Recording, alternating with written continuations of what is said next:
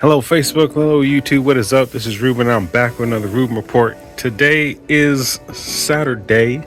It is the following weekend. This is a follow-up to my previous video for the springtime maintenance and surprise upgrade video.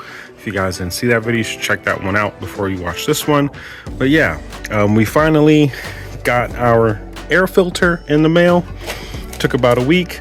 So we're going to go ahead and continue on with this whole process. We're going to replace the air filter. And once we do that, we're also going to clean the carburetor. And once we clean the carburetor and replace the air filter, we're going to run some performance tests, get like a baseline for the KLR. And then once we get those results, we're going to dig into the MCP kit that I have up there that you guys saw from the previous video. And then we're going to redo this whole process all over again. Also including the installation and, tutorial, walk you guys through that. Okay, so let's go ahead and get this thing in. We're going to get those test results and I'll see y'all later. All right, I got the air filter out of the bike. This is what it looks like currently. Pretty dirty. I have, the last time that I actually cleaned this air filter, I'm looking at my maintenance log here. I believe it was about a little over around 2,000 miles ago. So at 21,028 and a half miles is when I last cleaned the air filter. And we are currently at almost 22,800 miles. So that's about 1,800 miles ago, the last time that I cleaned this air filter. Pretty much every oil change or every other oil change, I've been cleaning this. And I bought this air filter sometime last year. It was during the time that I did my first valve adjustment right here, and that was at 13,242.6 miles. So we've gotten well over 9,000 miles out of this filter. There's really nothing wrong with it. Again, I usually just continue to clean it and it's been working fine for me. But for this test, I wanted to start off with a brand new filter, just so we can start off with a clean slate. So this is the exact same filter, by the way. About the exact same one. They're both high flows. So I'm gonna go ahead and install this one, and then we'll move on to cleaning the carburetor. All right, got the air filter all nicely coated in some oil. Cleaned out the air box on the inside, so it's nice and clean in there. So we're gonna go ahead and put this in, and then we're gonna move to getting the carburetor off.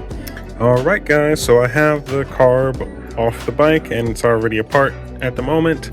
Looking at my maintenance log, the last time that I cleaned the carburetor, like I was saying, I cleaned it not too long ago, but we did this also at the same time that the last time we cleared the air filter, which was also 1,800 miles ago. So this was done not too long ago. It was about 4 or 5 months ago. But anyway, we take a look at it. The diaphragm here, you don't have any. Let me go ahead and take this out.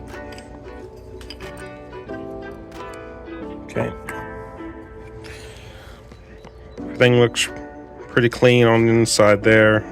No leakage on the edges. Float and everything. The bowl itself also very clean. Again, we cleaned this the carburetor not too long ago, about 5 months ago, and the bike, it's not necessarily ridden every single day anymore, but still frequently enough to where I wouldn't necessarily see much buildup. But we're still going to go through and take out all the jets, make sure that we get our carb cleaner from up here, and we're going to spray everything down just to make sure that we're all cleaned off. This part, I know that the MCP kit talks about this particular part quite a bit. This is called the air cutoff valve, I believe. I did the air cutoff valve mod a very long time ago. That's why you guys see this like black putty stuff there. I went ahead and plugged that hole and put some of this what do you call the black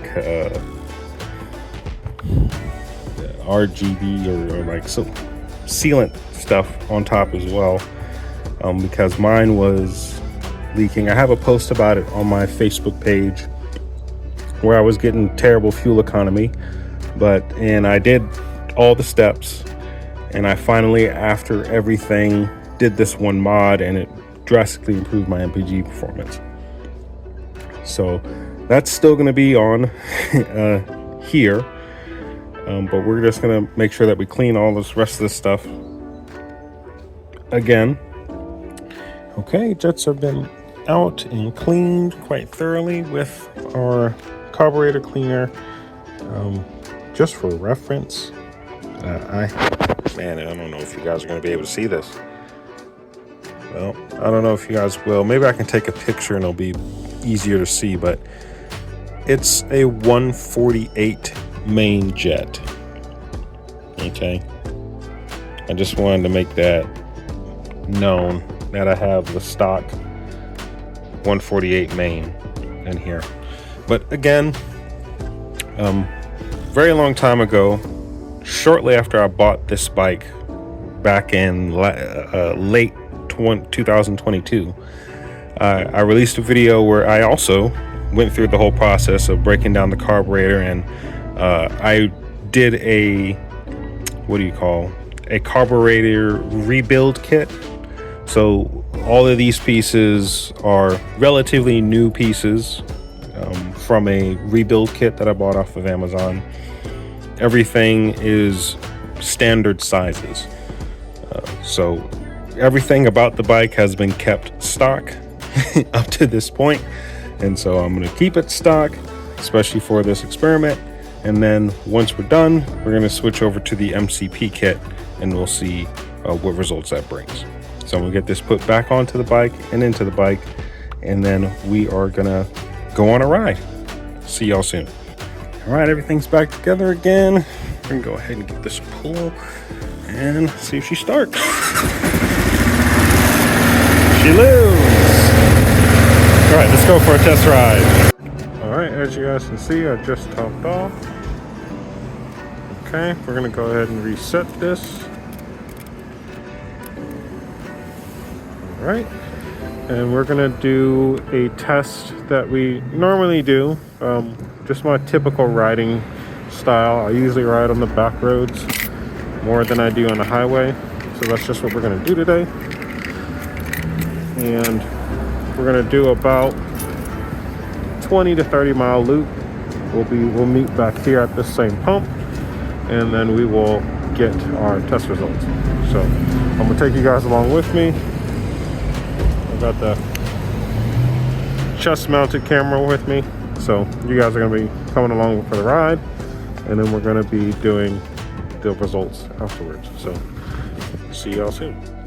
Sorry guys, for this portion of the video I was unaware that the orientation of the camera was not set properly on my chest mount, so you guys are mostly going to be seeing the sky for the better part of this first section. Pretty much the first half of the whole ride was set in that orientation, but once I finally reached the halfway point, I realized, I reviewed footage, I corrected, and then for the next half you guys can see more of a normal orientation where you get to see the dash and traffic in front of me. So apologize for that, but anyways, you guys enjoy the ride, enjoy the footage, and we will see the results once I stop at the gas station at the end of all this.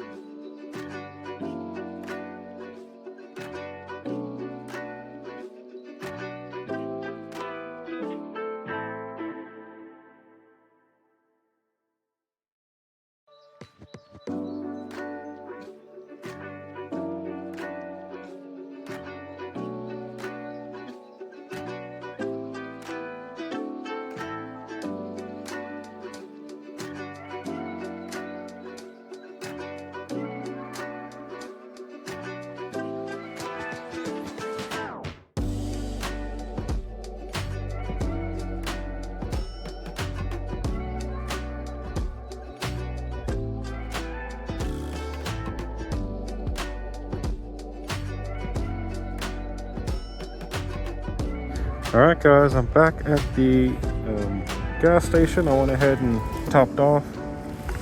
We are at 32 miles and we have used 0.687 gallons. So I'm going to go ahead and calculate that real quick. So we got about 47 miles to the gallon. That is typical when it comes to riding just strictly on the back roads. We did a little bit of hard riding, passing up those cars, and a bit of idling as well. So typically I would see something closer to 50 if there's not much going on, but 47 is not bad. All right, so I'll see you guys back at the house in a moment. All right, guys, we have made it back to the house after our initial MPG test for the stock configuration of the KLR currently. After doing, putting a new air filter in, getting a new chain, doing all the maintenance that was necessary, we averaged about 47 miles to the gallon. Riding on the back roads, that's usually how I ride the bike typically. A little bit of stop and go traffic, a little bit of passing up some cars on the back road. So it really entailed all of the typical average situations that I would find myself in. And we got about 47 miles to the gallon. This is not too far off from what I would typically see on the regular. If there's no passing and it's really just laid back, I would see something closer to 50. But generally, especially if I'm riding on a highway, sometimes I would usually see in the low 40s.